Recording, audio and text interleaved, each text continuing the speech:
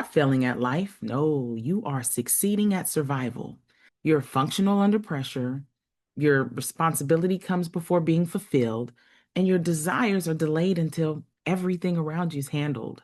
Survival becomes invisible. It's often praised. Most of the time, you'll hear people say, "Congratulations," and life is just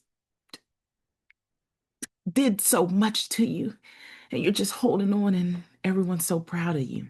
But we rarely question the cost of living in survival mode. If this resonates with you, like and subscribe, no pressure. Survival is not proof of strength. It seems like it is, but it's really evidence of adaptation. We adapt to our surroundings. And then when we're born into survival mode, right? I can even get that out. When we're born into survival mode, we sort of have that strength built into us. Now, before we move on, I want you to pause internally and finish this sentence. I'll let myself rest, want more, or slow down when what? When will you let yourself rest? When will you want more? When will you slow down? Don't worry about fixing this up. Just notice it because we want to build a pattern of awareness, becoming aware of ourselves. So we're not worried about fixing things right now. We're just wanting to become aware of these things. So if we become aware, we can change them.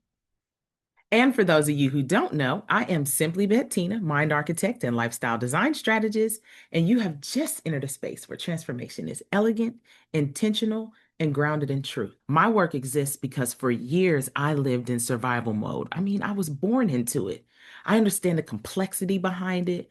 My work was built on having lived inside of the problem. Survival teaches us competence, but it doesn't teach us choice. And choices for me, the possibilities. And when competence becomes your identity, rest feels like risk. Something's not right. When I sit down to rest, sometimes I feel like I'm committing a crime. Like I need to get up. There's something to do. There's always something to do, right? Joy feels irresponsible and ease feels suspicious. Like, too easy. Something's happening, right? But it shouldn't be like that. If life feels ease, then you should feel ease with it. It's a beautiful feeling. When you rest, rest for real. I'm constantly doing things, but when it's time to rest, I rest. This space was designed intentionally slow because survival trains urgency. It's like you're always in fire drill mode. Urgency says, hurry up before it's taken, push before it collapses, hold everything together, go, go, go, go. It's a lot, right? And when you're in the present moment, nothing needs to be earned right now. You are allowed to arrive as you are. And that's the goal. We want to get out of survival mode into the present mode where we can create. Now, most of the time when we think of healing, we think, oh my goodness, here goes this long, drawn process, lots of research, internal work, this and that. But healing does not have to be an excavation every single time. This session is about updating the rules, not reliving the wounds. Survival rules were formed during moments when you needed to stay safe. You did not have support, and you had to grow up fast. Whatever the reason is, it was learned and it was put in place for a reason. You had to adapt. That made sense then, but that does not serve you now. That is not going to help you move forward and become who you are becoming. Awareness creates choice without force. You're not forcing yourself, you're becoming aware of it. So when you become aware of something, sometimes you lose the taste for it and you no longer desire it. You are now in control of how you respond to whatever it is. You are in control of how you respond. The choice is yours now, and you're allowed to notice without changing anything today. And that alone is nervous system re-education. Understanding that the choice is yours and just being aware. Awareness is truly key. Now let's look at why survival persists. Well, survival mode is not a mindset problem. It's a pattern nervous system. Your body's been reacting this way for 20, 30, 40, 50, however many years you've been in your survival mode. That's how long your body has been patterned. Survival mode is not a mindset problem. It's a pattern nervous system. The body learned, stay productive, equals stay safe. Stay useful equals stay worthy. Stay alert equals avoid less.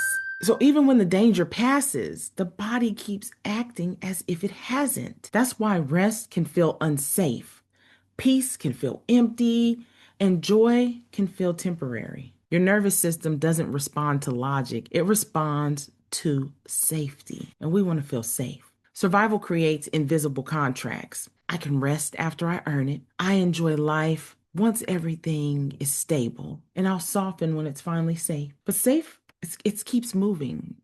There's always going to be a need to be safe. So we have to learn how to live outside of that feeling. So let's just reflect. Let's ask yourselves, where am I living by old survival contracts? Where are you living? And who benefited while you were in survival mode? These rules were learned, not chosen. And we need to give our nervous system permission to exist outside of that. I just want us to take a deep breath in, hold it, and then release. And we can do that 2 times in a row. And I just want you to silently repeat, I no longer need to struggle to be worthy of rest.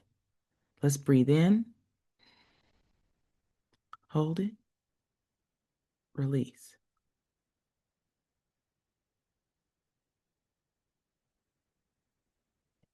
Again, breathe in, hold it, release.